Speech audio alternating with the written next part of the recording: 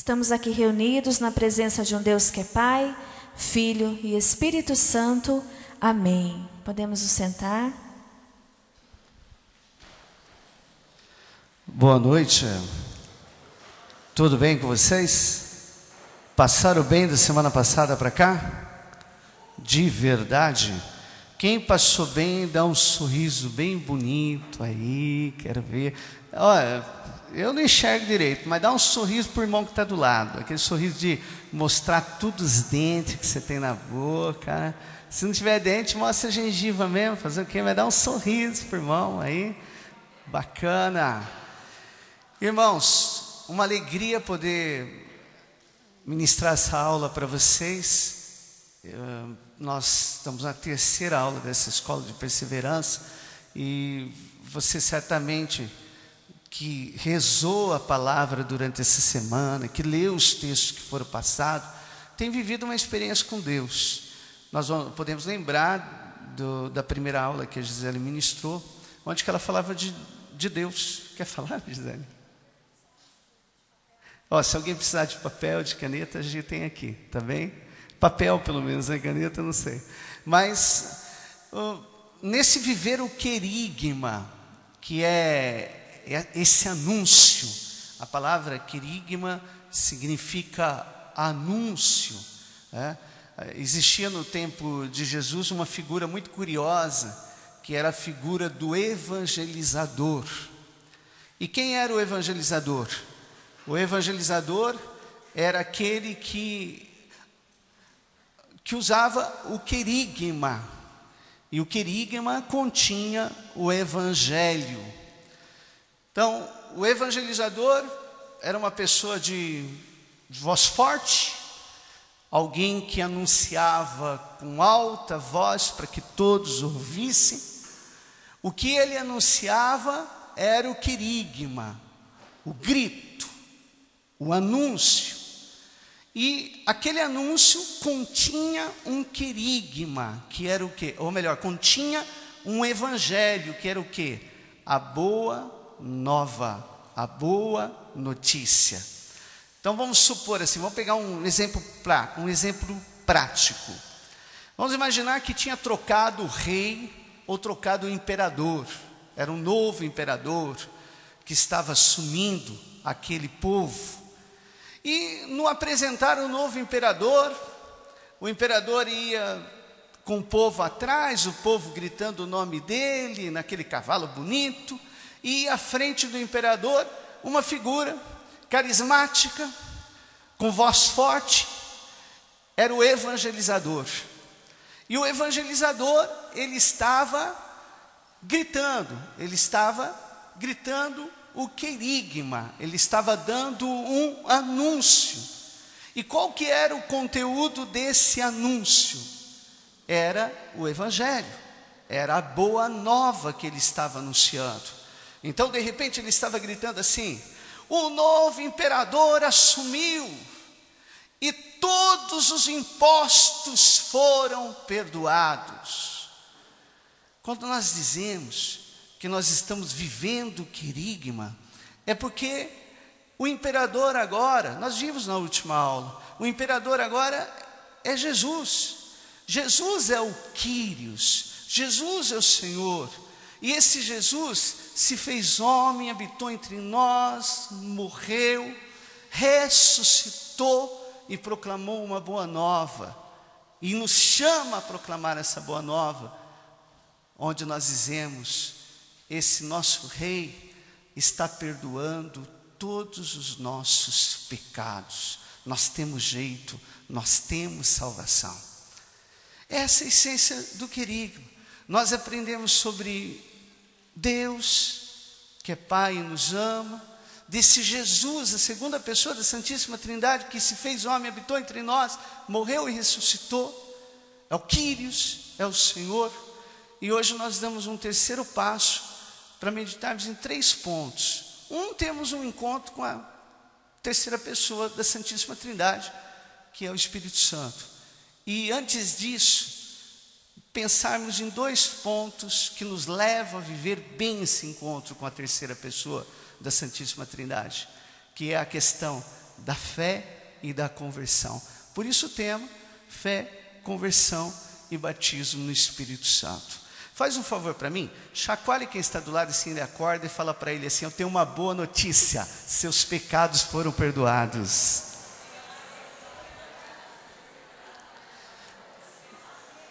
Para nos auxiliar nesse momento, eu gostaria de convidar vocês a pegarem comigo na sua palavra, a leitura de Atos dos Apóstolos, lá no capítulo 9. Atos 9. É um texto muito conhecido e que nós vamos ler a priori aqui do versículo 1 até o versículo 9. E o texto diz assim: Atos 9, versículo 1. Atos dos Apóstolos, capítulo 9, versículo 1. Já encontrou? Você é craque de Bíblia, hein? Tem uma galera aqui que eu vou falar a verdade, hein? Teve uns irmãos que não trouxeram a Bíblia, é isso? Oh, Jesus, eu vou ver se eu consigo ler da melhor maneira para você acompanhar. É importante que você traga a sua Bíblia, tá bem? Ninguém vai para a guerra sem arma, né? Com um sorriso aí simpático, olha para o irmão e fala assim: cadê sua Bíblia? Vamos lá? Atos 9, versículo 1 e seguintes. Enquanto isso, Saulo só respirava ameaças e morte contra os discípulos do Senhor. Apresentou-se ao príncipe dos sacerdotes e pediu-lhe cartas para as sinagogas de Damasco, com o fim de levar presos a Jerusalém todos os homens e mulheres que achasse seguindo essa doutrina. Durante a viagem, estando já perto de Damasco, subitamente o cercou uma luz resplandecente vinda do céu. Caindo por terra, ouviu uma voz que lhe dizia, leia comigo bem forte: Saulo, Saulo, por que me persegues? Saulo disse: quem é, Senhor? Respondeu ele bem forte, vamos lá: eu sou Jesus, a quem tu persegues. Duro te é recalcitrar contra o aguilhão. Então, trêmulo e atônito, disse ele: Senhor, que queres que eu faça? Respondeu-lhe o Senhor: levanta-te, entra na cidade, aí te será dito o que deves fazer. Os homens que o acompanhavam enchiam-se de espanto, pois ouviam perfeitamente a voz, mas não viam ninguém.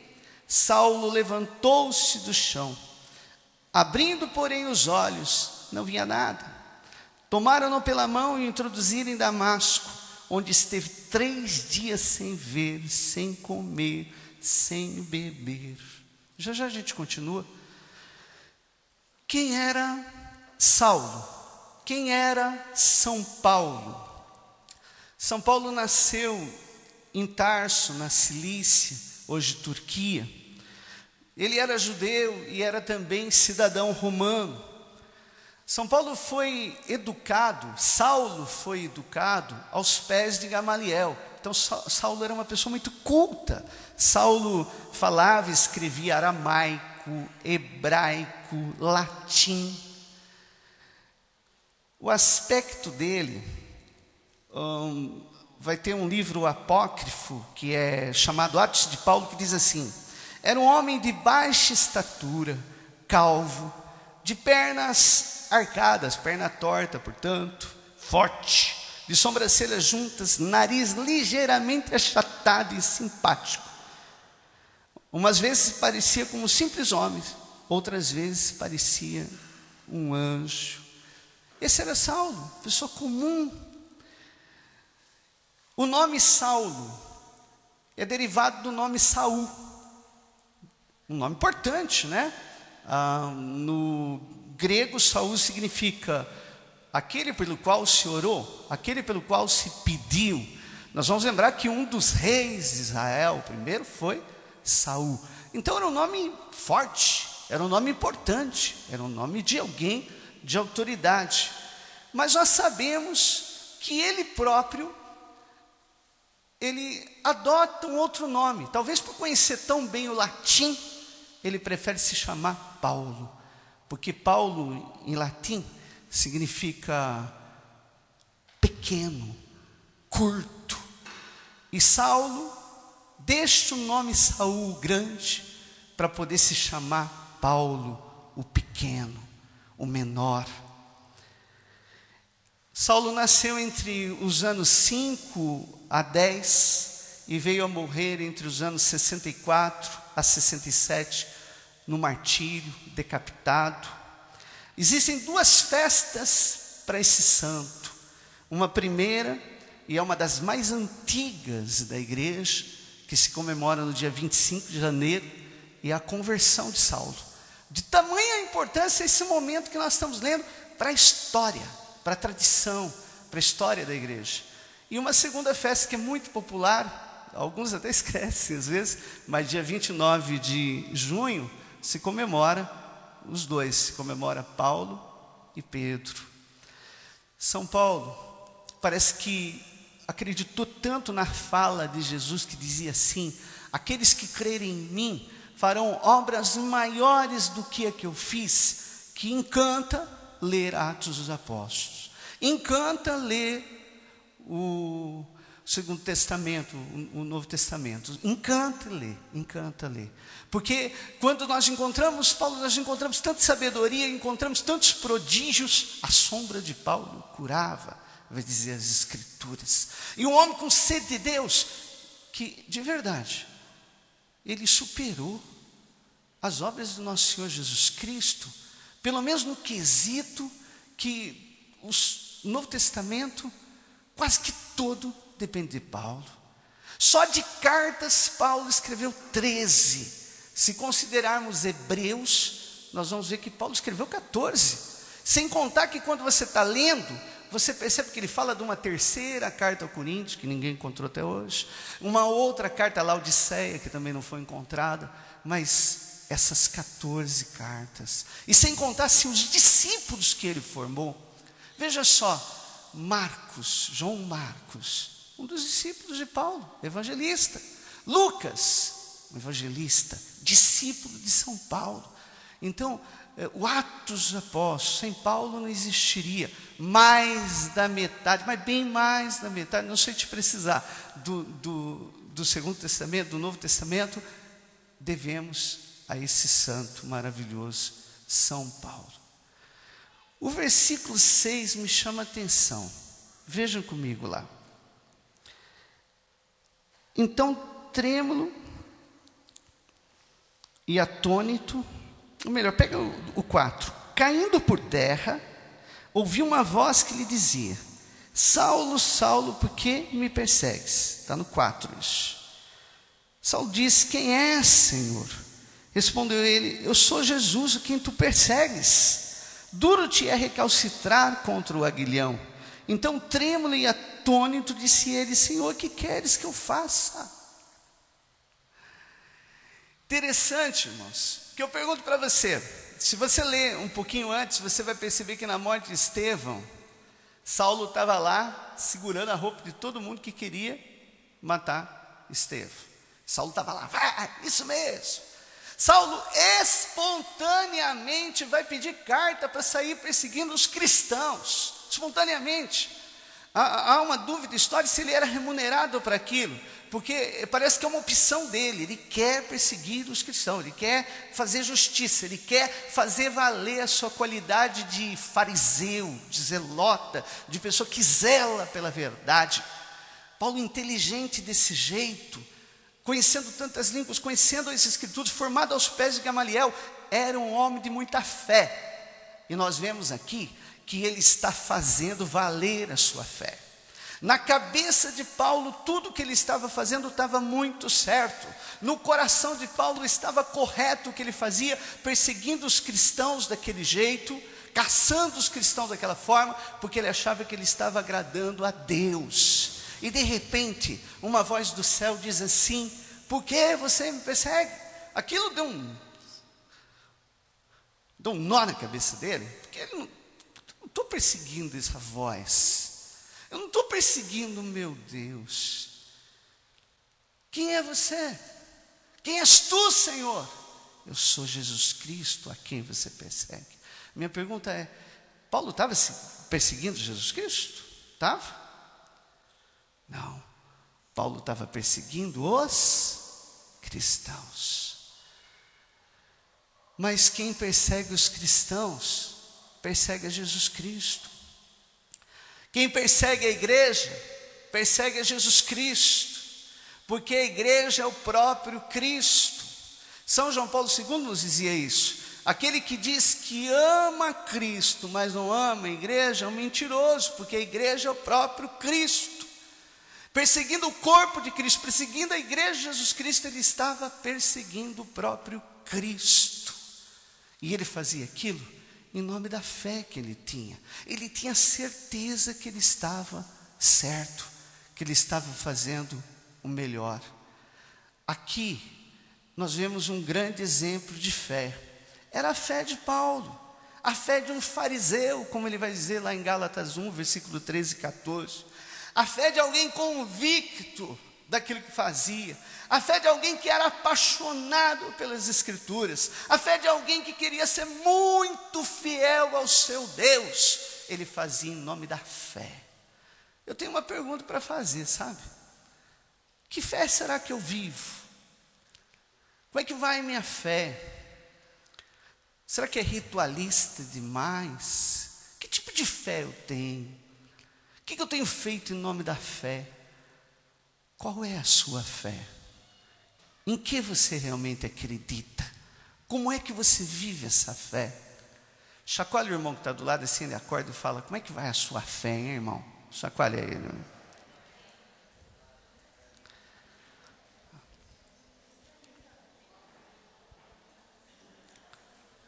A palavra fé vem do grego pisteu e significa crer, prestar atenção a alguém.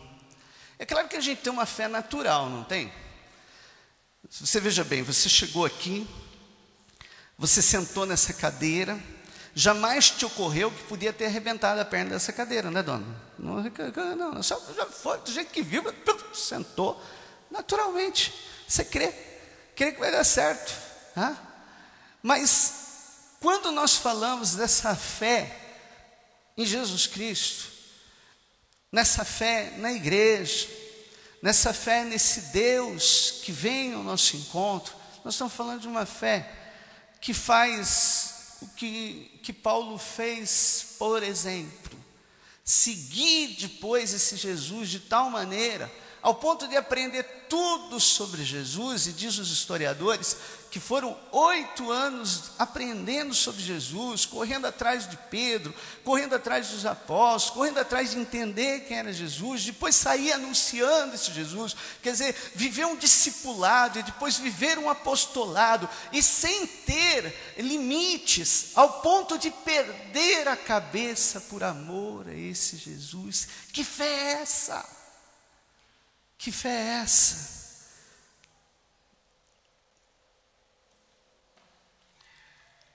Efésios 2, versículo 8 vai nos dizer: porque pela graça sois salvos, por meio da fé, e isto não vem de vós, é dom de Deus. É uma graça, é um dom. Irmãos, nós somos privilegiados. Enquanto muitos perseguem a Jesus, perseguindo a igreja, nós somos aqueles que recebemos uma graça, um dom, como São Paulo está recebendo nesse texto. A graça de poder amar o corpo de Cristo, de poder defender o corpo de Cristo, de poder dar a vida pelo corpo de Cristo. Isso é um dom, isso é uma graça de Deus. O Catecismo da Igreja Católica, lá no número 153, vai atestar isso, dizendo a mesma coisa, o que isto é uma graça, é por graça que nós cremos, sabe? Muitos são chamados, mas só os escolhidos estão aqui.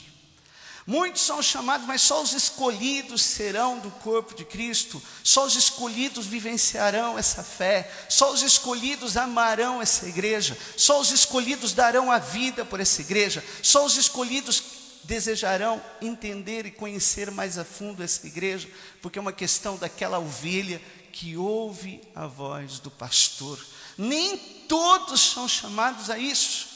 Encontramos e encontraremos pessoas maravilhosas, pessoas muito boas, pessoas que aplaudiremos, pessoas que nós vamos dizer, gente, como Viktor Frankl, por exemplo, é bom, né? Como Viktor Frankl é bom, que a gente tanto citou na primeira fala. Mas veremos que não foi um cristão como nós, que não foi um católico como nós. Isso não significa que não vai ser salvo, não é nada disso. Pode ser salvo mesmo não sendo católico, pode ser salvo mesmo não sendo cristão, mas nós temos uma graça de nessa vida já sermos católicos, de nessa vida já sermos cristãos, e isso tudo porque é um dom de Deus. Fala para o irmão do lado, a fé é um dom de Deus.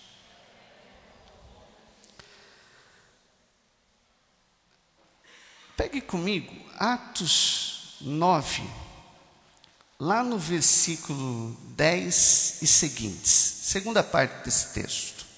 Eu vou acompanhando para aqueles que não trouxeram a Sagrada Escritura. Havia em Damasco um discípulo chamado Ananias. O Senhor, numa visão, lhe disse: Ananias. Eis-me aqui, Senhor, respondeu ele. O Senhor lhe ordenou: levanta-te e vai à rua direita e pergunta em casa de Judas por um homem de Tarso chamado Saulo. Ele está orando. Este via numa visão um homem chamado Ananias entrar e impor-lhe as mãos para recobrar a vista.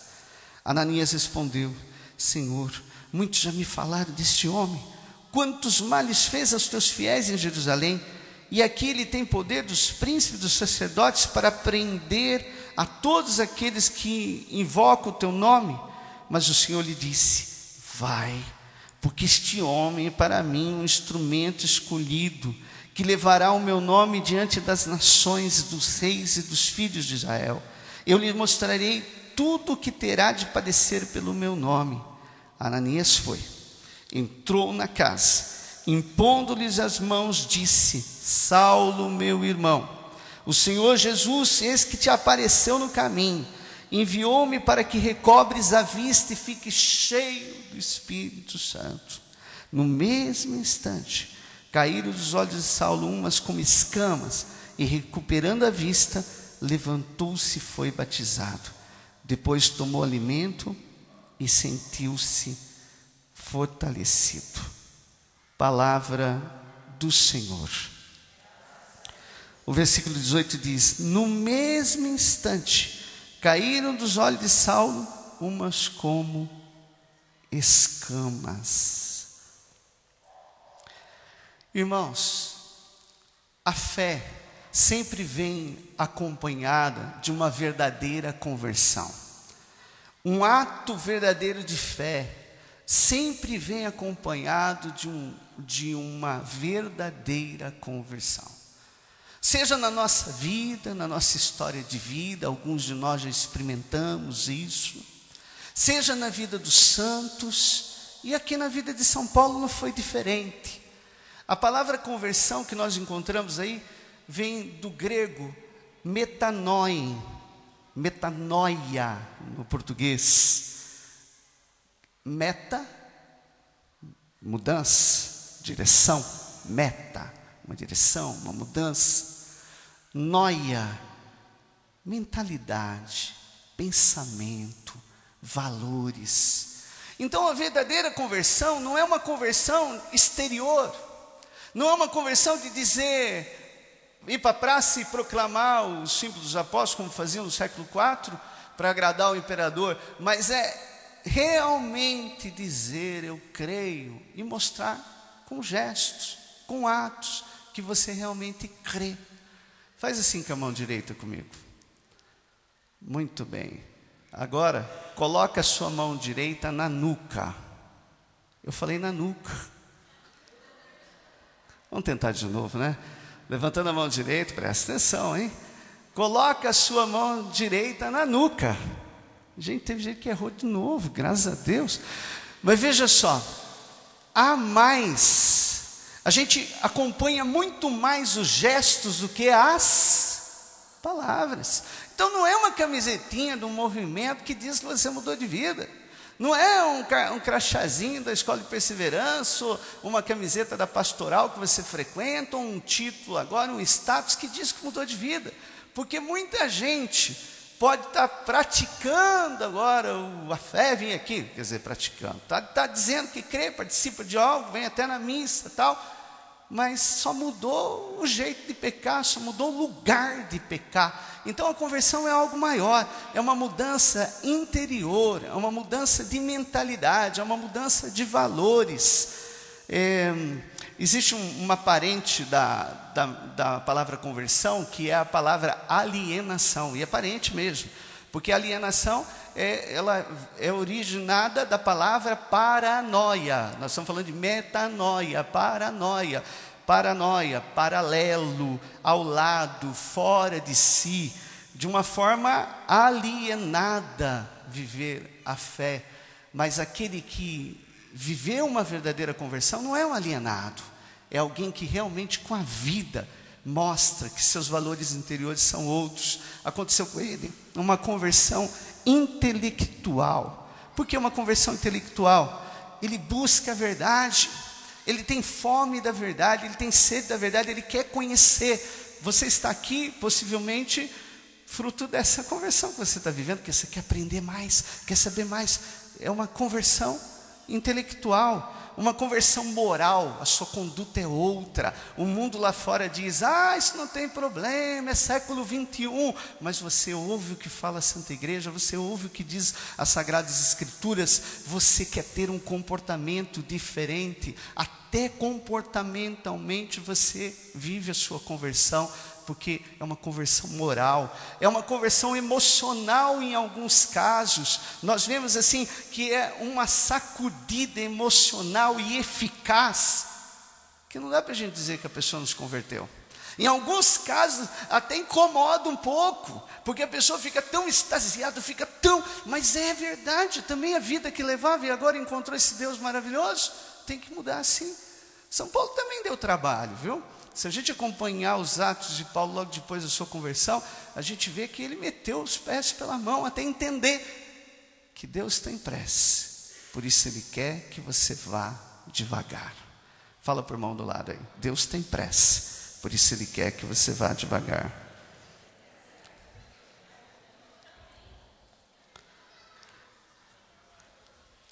São Tomás de Aquino, por exemplo, eu falei aqui de conversão intelectual, moral, emocional. São Tomás de Aquino aprofunda de tal forma que ele cita 3 formas de conversão. E o catecismo da Igreja Católica, não descartando São Tomás, mas aprofundando e simplificando, traz para nós 2 formas de conversão. Que o catecismo, deixa eu pegar aqui, eu já pus o slide ali para você.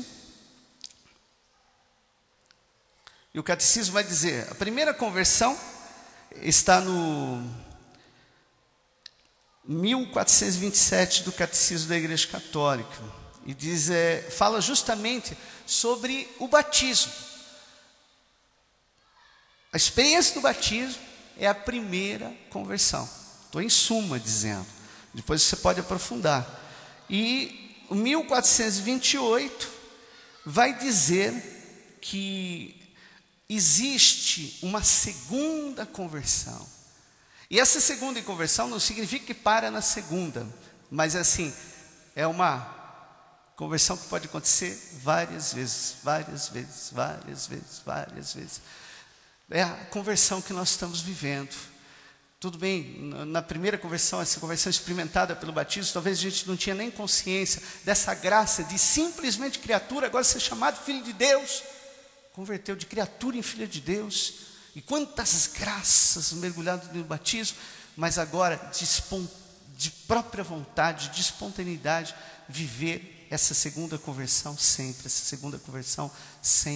Porque talvez você está num momento de precisar mudar de vida, de precisar passar por uma conversão.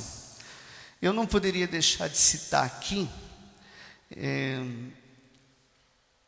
a figura, por exemplo, já que falei de São Tomás, do Catecismo de Santo Agostinho, mesmo porque amanhã é dia 24 de abril, e a igreja comemora a conversão de Santo Agostinho. E a importância de Santo Agostinho para a igreja, uma que Santo Agostinho é considerado o principal padre da igreja. Deixa eu explicar melhor. Nos primeiros séculos, os escritores dos primeiros séculos, os santos dos primeiros séculos, os bispos, os papas dos primeiros séculos, e que escreveram essa riqueza de material para poder edificar a nossa fé, eles são considerados pela igreja como padres da igreja.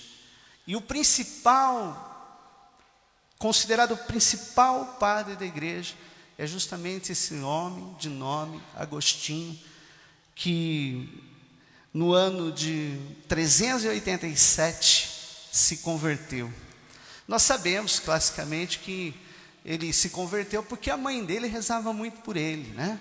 Santa Mônica. E quantos não nos lembram isso, né? Olha, conta até para nós, não é assim? Olha, Santa Mônica rezou quantos anos? Está vendo como você sabe? Na verdade foi 32 anos. Rezou 32 anos para o filho dela se converter. E ele se converteu e se transformou num doutor da igreja. Se converteu e se transformou num bispo, um santo. Mas o processo de conversão de Agostinho é no mínimo interessante. Porque uma que passa pela intercessão de Mônica, é verdade. E aí vale a gente lembrar, né? Você que tem um marido difícil, tem uma esposa difícil, tem uma sogra que é uma bênção, né? Que vale a pena estar rezando, né? Rezando para esse marido, rezando para essa mulher, rezando para essa sogra que, poxa, Mônica rezou 30 anos, e o filho dela é um dos maiores santos que a gente conhece, então você também vai conseguir. Crê no Senhor Jesus, será salvo tu e tu. Chacoalha o irmão que está do lado assim na corda e fala: você vai conseguir também.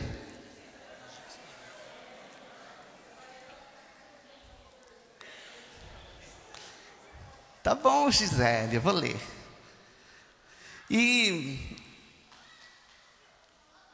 outro ponto da conversão de Agostinho é a pregação da palavra, porque ele tinha um encanto por um pregador de nome Ambrósio. E quando esse homem falava, Santo Ambrósio, quando ele falava, Agostinho, que era bom de falar, Agostinho era até professor de retórica, ele parava para escutar. E aqui eu trouxe no slide, agora já me avisaram que o meu slide está pequeno, da próxima acerto, então eu vou ler para você. Olha o que diz, é um texto de um livro de Santo Agostinho, onde ele conta a história da sua conversão, um livro Confissões. Assim que cheguei a Milão, encontrei o bispo Ambrósio, conhecido no mundo inteiro como um dos melhores e teu fiel servidor.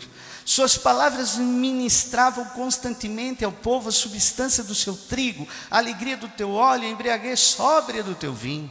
Eu me encantava com a suavidade de seu modo de discursar. Era mais profundo, embora menos jocoso e agradável, e que o de Fausto quanto à forma, a respeito de conteúdo, porém não era possível qualquer comparação. Perdia-se último entre as falsidades dos maniqueus, ao passo que o outro ensinava a doutrina mais sadia da salvação. Seus discursos eram sempre dirigidos ao que era essencial e determinante para a vida prática. Eram simples e realistas em vez de eruditos, mas sem poder de vista e plena integridade do homem. Irmãos, nós vemos cumprir aqui aquele texto que diz assim: a fé vem pela pregação da palavra. Sabe, nesse processo de conversão é importante sim a oração dos irmãos, a oração de quem reza por nós, mas quanto que é importante ouvirmos os homens de Deus falar. Nos abrasava o coração enquanto ele falava. E tem um terceiro aspecto e não pode ser esquecido na vida de Agostinho, e isso me mexe demais comigo, porque se tinha uma mãe rezando daquele jeito, se tinha um pregador que ele já gostava, que ele ia atrás, o momento mesmo onde a graça aconteceu na vida de Agostinho foi na hora que ele pegou um versículo da Bíblia. Um versículo.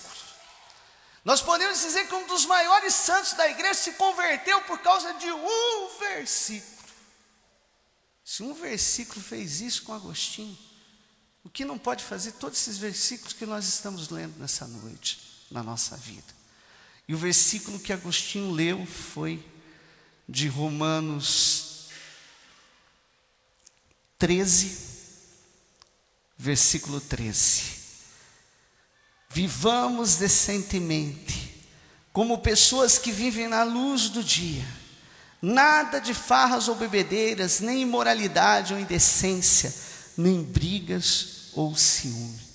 Por causa desse versículo, Agostinho olhou para a vida errada que ele levava. Agostinho, com gosto de céu, com desejo de céu, pediu para ser batizado. E no dia 24 de abril de 387, esse homem foi batizado. E sobre a experiência do batismo, ele diz assim: fomos batizados, e todo o medo da vida que tivemos até então deixou de existir em nós. Fomos batizados, e todo o medo da vida que tivemos até então deixou de existir em nós. Irmãos, que graça é essa? Que graça é essa do batismo? Que maravilha é essa? Todo o medo que existia em nós deixou de existir quando eu fui batizado. A maioria de nós foi batizado enquanto criança, não lembra, claro que não lembra. Vai ser o próprio Agostinho que vai dizer: quando éramos crianças, nossos pais e padrinhos emprestaram os braços, as pernas, para que pudéssemos ser chamados filhos de Deus. Mas chega uma hora na nossa vida que podemos confirmar essa fé. O Espírito Santo vem de uma forma privilegiada no momento do batismo. Foi isso que Agostinho experimentou. O Espírito Santo vem de uma maneira privilegiada, age de uma maneira privilegiada na confirmação dessa fé, quando eu consciente e confirmo o meu batismo e digo: eu creio, no momento da crisma. São Paulo também viveu uma experiência assim. E o curioso de Paulo é que dá a entender que é uma experiência tão profunda, tão forte, mas com um pouquinho diferente, parece. Vamos ler? Ananias entrou na casa, impondo-lhes as mãos, disse: Saulo, meu irmão, o Senhor, esse Jesus que te apareceu no caminho, enviou-me para que recobres a vista e fique cheio do Espírito Santo. No mesmo instante, caíram dos olhos de Saulo como as escamas, e recuperou a vista, levantou-se e foi batizado. Depois tomou alimento e sentiu-se fortalecido. Saulo vive duas experiências com o Espírito Santo no mesmo momento. Uma primeira experiência de imporem as mãos sobre ele e orar, e ele ficar cheio do Espírito Santo. Um segundo momento de ser batizado, como Agostinho, recebeu o sacramento do batismo. Quando nós pegamos Atos dos Apóstolos, capítulo 1, versículo 5, nosso Senhor vai dizer assim: João batizou na água, mas vós sereis batizados no Espírito Santo daqui a poucos dias. A palavra batismo, ela vem do grego baptizen, que significa mergulhar. Nós estamos vendo duas situações aqui, e Paulo vive as duas. A mais importante de todas, a que mesmo Agostinho viveu, a que todos nós passamos, e que é fundamento de fé, que nos insere na vida em Deus, que é o sacramento do batismo. E uma segunda experiência, que é mais simples, que é o batismo no Espírito Santo. Às vezes confunde, porque tem o mesmo termo, né? Usa a mesma expressão, batismo. Até os bispos, quando escreveram um documento mais para a renovação carismática. Por que mais para a renovação carismática? Porque foi a renovação carismática católica que entendeu e trouxe essa experiência que sempre existiu na história da igreja, do batismo no Espírito Santo. E os bispos daquele documento 53 até dizem: evitem usar o termo batismo no Espírito Santo, use infusão, use derramamento do Espírito. Não quer dizer que não pode usar o termo. Usar o termo quando se conseguir explicar. Se não, use um termo diferente para não haver confusão entre o evento, batismo no Espírito Santo, ou melhor, não é nem evento, né? Experiência, batismo no Espírito Santo, com o sacramento do batismo. Irmãos, não existe nem comparação. O sacramento do batismo é totalmente diferente, é muito mais importante para nós. Eu até peguei um pouquinho da teologia da graça, que vai dizer, só vou ler uns textos, tá? Eu pensei que você ia conseguir acompanhar, tem que ter óleo biônico aí para acompanhar, né? O santo batismo é o fundamento de toda a vida cristã, a porta da vida no Espírito, a porta que abre o acesso aos demais sacramentos. Pelo batismo somos libertos do pecado, regenerados como filhos de Deus, tornamos-nos membros do corpo de Cristo, somos incorporados à igreja, feitos participantes da sua missão. O batismo é o sacramento da regeneração pela água da palavra. Quando recebemos o sacramento do batismo, transformamos-nos de criaturas para filhos amados de Deus. Eu até pus um pouquinho sobre os efeitos do batismo. O batismo nos dá pela primeira vez a graça santificante, que é a amizade e a presença de Deus no nosso coração. Junto com a graça recebemos o dom da fé, da esperança, da caridade. Irmãos, só para dar um gosto aí de você querer saber mais sobre o batismo, mas é como se a gente dissesse assim: no batismo a graça foi derramada como um oceano sobre nós. Nos insere no céu, nos insere na vida em Deus. O batismo nos permite todas essas experiências maravilhosas, inclusive essa experiência simples chamada batismo no Espírito Santo. Como é a renovação que mais fala do batismo no Espírito Santo, eu até procurei uma pessoa, um leigo, que é o professor Felipe Aquino, uma fala do professor Felipe Aquino, que é alguém que conhece profundamente o movimento da renovação carismática e viveu e vive muito bem essa graça do batismo no Espírito Santo. E o professor Felipe Aquino vai dizer assim: ser renovado no Espírito Santo não é uma experiência emotiva, é uma experiência de fé. Os frutos do Espírito Santo, que estão em Gálatas 5, e os dons carismáticos, lá de 1 Coríntios, quando a renovação carismática fala em ser batizado no Espírito Santo, evidentemente não está falando de um novo sacramento, nem de outro batismo, mas apenas de uma renovação da pessoa no Espírito Santo, isto é, uma tomada de consciência na fé, entregando a vida ao Espírito Santo, ao Espírito do Senhor, para que Ele o conduza.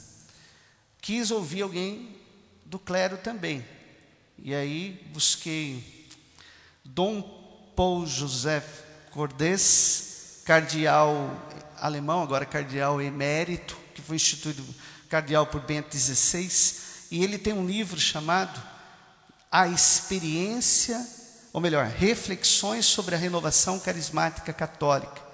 E só para você entender o que ele fala do batismo no Espírito, um cardeal dizendo: a experiência do batismo no Espírito Santo é a percepção incontestável, às vezes avassaladora, da amorosa proximidade de Deus proclamada na mensagem da igreja e encontrado no ato individual de fé.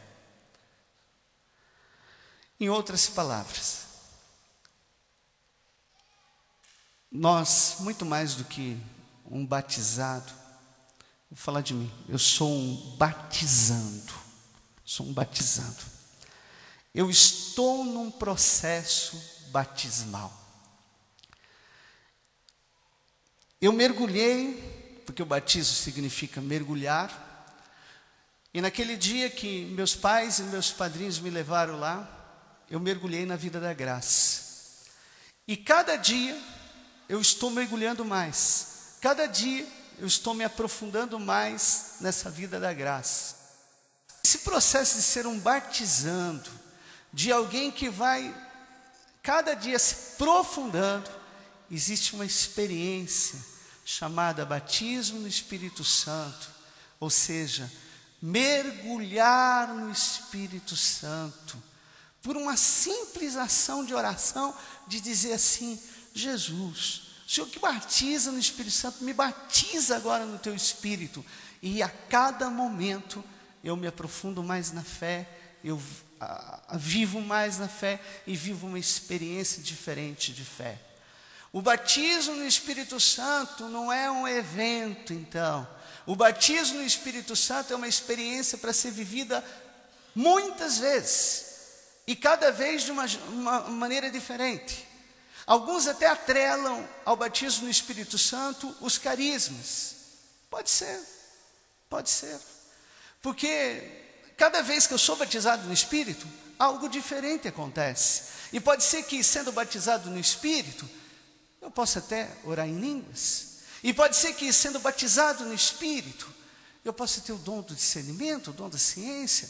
E pode ser que, tendo um batismo novo no Espírito, hoje à noite, por exemplo, sendo batizado no Espírito, eu me converta de verdade e viva uma experiência de conversão diferente. Pode ser que nesse ser batizado no Espírito hoje, eu me torne um pai melhor, um católico melhor.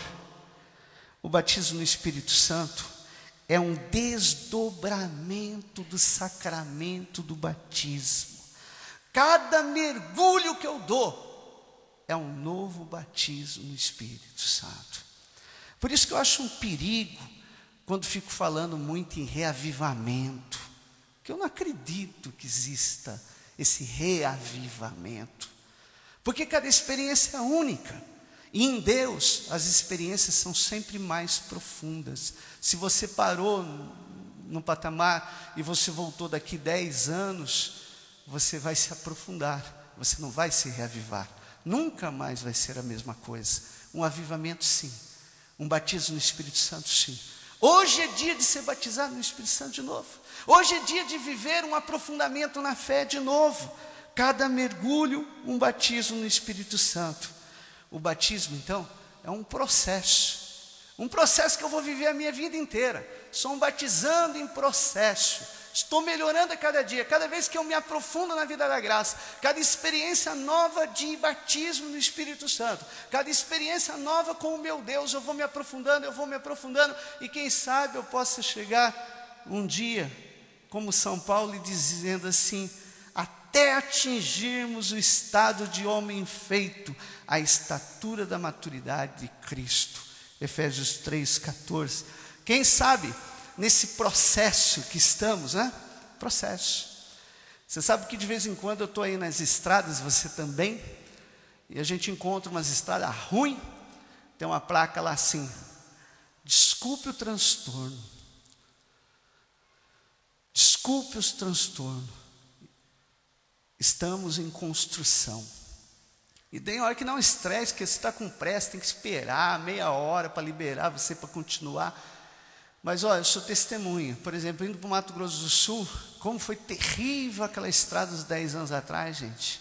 Mas não faz muito tempo que passei, e está uma beleza, e foi livre, né? Então, as construções, elas são temporárias, são momentâneas, incomodam, mas o benefício, uma vez construída, é para sempre, e a gente aproveita.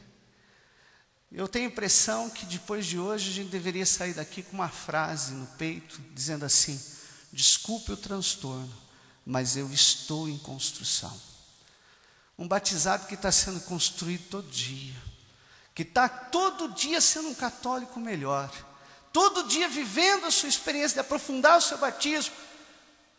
Ser batizado no Espírito Santo é aprofundar esse batismo, é viver algo novo, de real conversão, de experimentar ser católico de verdade, um pai melhor, uma mãe melhor, um católico melhor, um homem melhor, um profissional melhor. E aí, quem está do lado, só ter um pouquinho de paciência, né? Dizer para ele: ó, desculpa aí, viu? É que eu estou em construção. Fala para o irmão do lado aí, pede desculpa. Alô, me perdoa, viu? Olhar para a esposa e dizer, perdoa aí, viu? Rafaela, você me perdoa, Rafaela, é que eu estou em construção. Né? Dizer aí. Quem sabe chegar junto com São Paulo a dizer isso.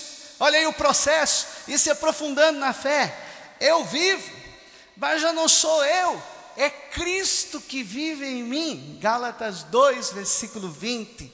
E lá no final da vida, perdendo a cabeça ou não, ser martirizado ia ser bom demais, né? Mas isso é só para os escolhidos. Mas santo você é chamado a ser. Poder dizer, combati o bom combate, terminei a minha carreira, guardei a fé. 2 Timóteo 4, versículo 7. Esse é São Paulo, um homem que nos ensina o que é ter fé, o que é viver a conversão e experimentar essa graça do batismo no Espírito Santo. Combati o bom combate, terminei a minha carreira, guardei a fé. Amém? Coloque a mão no seu coração, então.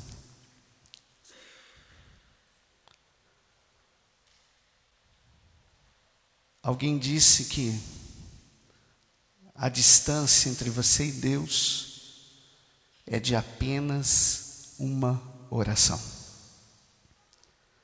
Você está a apenas uma oração de distância de Deus.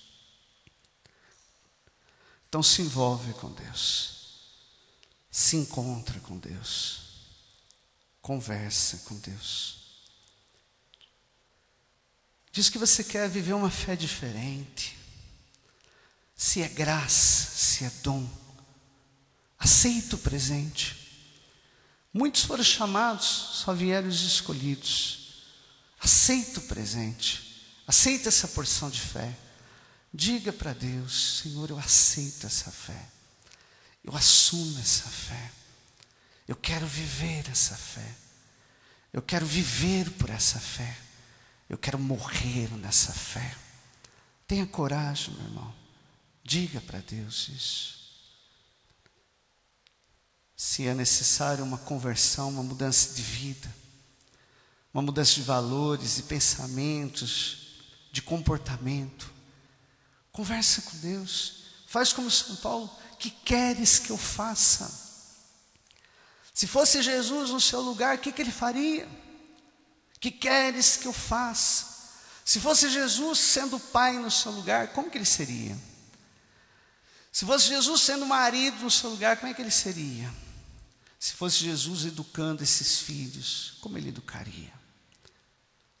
Se fosse Jesus sendo católico que você é, como que ele seria? Diga comigo, diga com fé, fala, Senhor, que queres que eu faça? E se é pela graça do batismo no Espírito Santo, de viver esse batismo, de se aprofundar nesse batismo, de ter uma experiência nova, então pede para Jesus. Ele disse, eu vos batizarei no Espírito Santo. Quando Ananias impôs a mão a Paulo, foi para Jesus que ele pediu, porque Ananias não tem esse poder. Mas ele pediu, Jesus, o Senhor me mandou aqui, o Senhor batiza o Paulo no Espírito Santo. É Jesus quem batiza no Espírito Santo. Então peça para Jesus. E que isso seja um costume, não só de agora para você, mas que toda hora, todo momento, numa fila de banco, você lá vem Espírito Santo, dirigindo o carro, você lá vem Espírito Santo, levantando de manhã e primeira coisa dizer, vem Espírito Santo, indo dormir dizendo, vem Espírito Santo. Pede, irmão, pede, irmã, vai dizendo, vem Espírito Santo, vem Espírito Santo, vai, verbaliza isso, mostra a tua vontade, mostra o teu desejo, diga comigo, vem Espírito Santo, vem Espírito Santo. Eu tomo a liberdade para, como Ananias, estender as mãos sobre você que está pedindo, vem Espírito Santo, e fazer uma oração por você. Senhor Jesus, o Senhor que é quem batiza no Espírito Santo, eu te peço essa graça agora, meu Senhor. Que na vida desse meu irmão, dessa minha irmã que está clamando, vem Espírito Santo, que está desejando essa experiência, está desejando esse aprofundamento na fé, que está desejando essa nova efusão, esse novo ardor, eu te peço, meu Senhor, batiza ela no Espírito Santo, batiza ele no Espírito Santo. Vem com a graça, vem com unção, vem com o teu poder, meu Senhor. Vem, Espírito Santo, dos 4 cantos do céu, sopra sobre esse irmão e ele reviverá. Vem, Espírito Santo, dos 4 cantos do céu, sopra sobre essa minha irmã e ela reviverá. Faz nascer um homem novo, faz nascer uma mulher nova. Batiza, Jesus, batiza no Espírito Santo. Levanta a mão lá em cima, meu irmão, e diga assim: vem, Espírito Santo. Pode dizer bem forte: vem, Espírito Santo, para que eu viva uma nova fé, para que eu me converta de verdade. Vem, Espírito Santo. Em nome do Pai, do Filho, do Espírito Santo. Amém.